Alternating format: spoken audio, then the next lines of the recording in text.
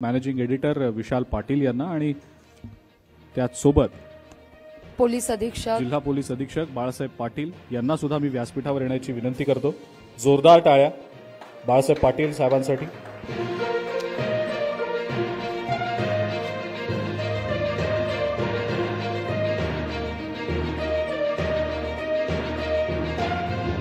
टाळ्यांच्या गजरात आपण त्यांचं स्वागत करूया।